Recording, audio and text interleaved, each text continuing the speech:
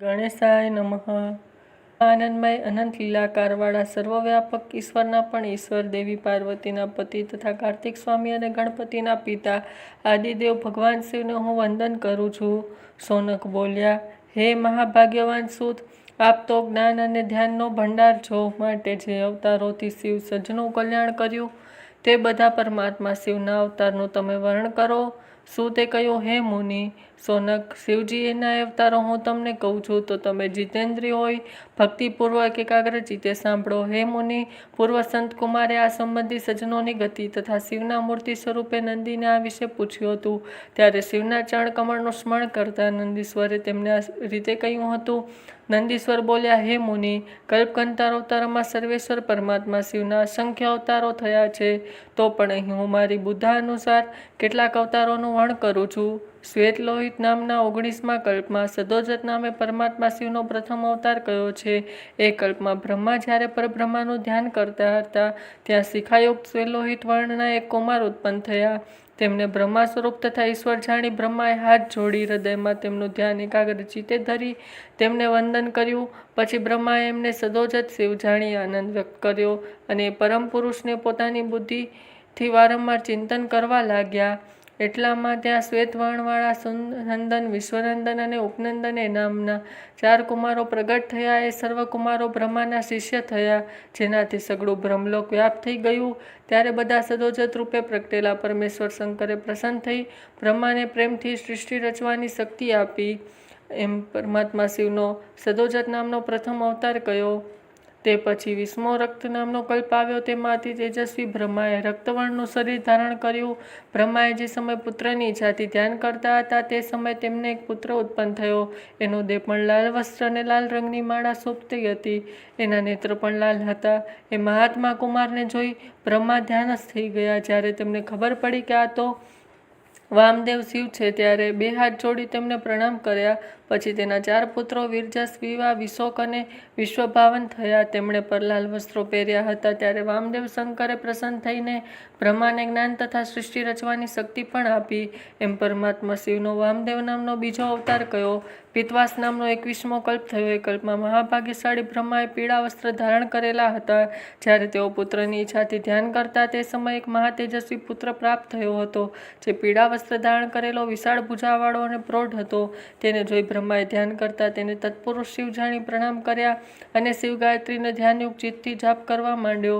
ત્યારે મહાદેવ પ્રસન્ન થયા। ત્યારબાદ તેમના પડખામાં દિવ્ય કુમારો પ્રગટ થયા। આ કુમારોએ પીળા વસ્ત્ર ધારણ કરેલા હતા, જેઓ સર્વયોગ માર્ગના પ્રવર્ત થયા। અને પરમાત્મા શિવનો તત્પુરુષ નામનો ત્રીજો અવતાર કયો।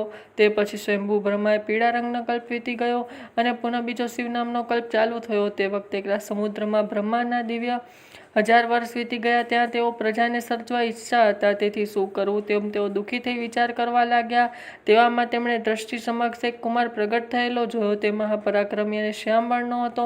તે ખૂબ તેજસ્વી હતો અને તેનું કાળું વસ્ત્ર, કાળી પાઘડી અને કાળું ઉપવીત ધારણ કરેલો હતો।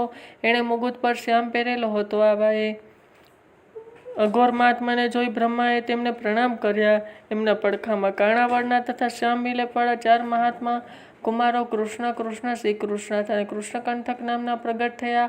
એ બધા શિવ સરખા રૂપવાળા હતા। તે કુમારો બ્રહ્માની સૃષ્ટિ રચવા માટે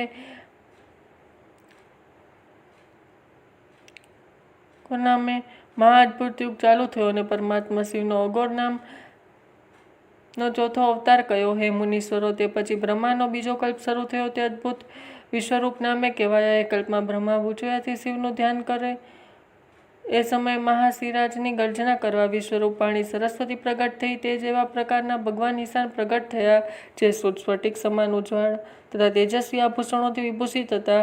તે અજન્મા, સર્વવ્યાપી, સર્વ કંઈ આપનારા સ્વરૂપવાળા છતાં અરૂપ ઈશાનને જોઈ બ્રહ્માએ તેમને આવતી પ્રણામ કરી અને શિશુઓના નામ જાતિ, મુંડી, શિખંડી અને અર્ધમાયુ હતા।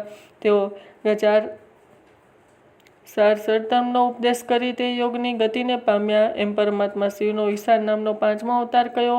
હે સર્વજ્ઞ સંત કુમાર, લોકની કલ્યાણ ઈચ્છનારા આ પ્રકારે સદોજત વગેરે શિવના 5 અવતારોની ઉત્પત્તિ મેં તમને કહી।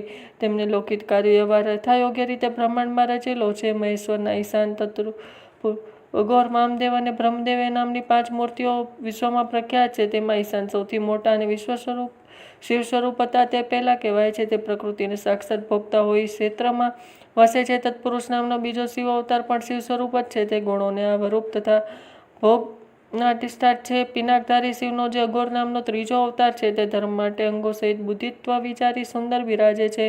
વામદેવ નામનો જે ચોથો અવતાર છે તે પણ શંકરનું સ્વરૂપ છે. તે સર્વદા અનેક પ્રકારના કાર્યો કરે છે. ઈશાન નામે જે શંકરનો સ્વરૂપ છે તે સદાય વર્ણ વાણી અને સર્વવ્યાપી આકાશને અધિક ઈશ્વર છે તથા મહેશ્વરનું પુરુષ નામનું રૂપનું ત્વચા વાણી અને વાયુના સ્વામી છે. વિદ્વાનો કહે છે શરીરનું રસનું રૂપનું તથા અગ્નિનું પણ આશ્રમ સ્થાન. અઘોર નામે ઈશ્વર સ્વરૂપ છે. શંકરનું વામદેવ નામનું સ્વરૂપ ગુણ અને જળ સ્વામી કહેવાય છે. જ્ઞાનેન્દ્રિય ઉપસ્થાના ગંધ તથા પૃથ્વી ઈશ્વર સદોજત નામે શંકરનું સ્વરૂપ એમ પંડિતો જાણે છે. કલ્યાણ ઈચ્છનારા મનુષ્ય શંકરના સ્વરૂપ નિત્ય વંદન કરવું જોઈએ, કારણ કે સ્વરૂપનો શ્રેય મળનારું એકમાત્ર કારણ છે. જે મનુષ્ય સદોજત આદિ આ ઉત્પત્તિનો પાઠ કરે અથવા સાંભળે છે તે જગતમાં સફળ ઈચ્છિત પદાર્થો ભોગવી પરમ ગતિને પામે છે.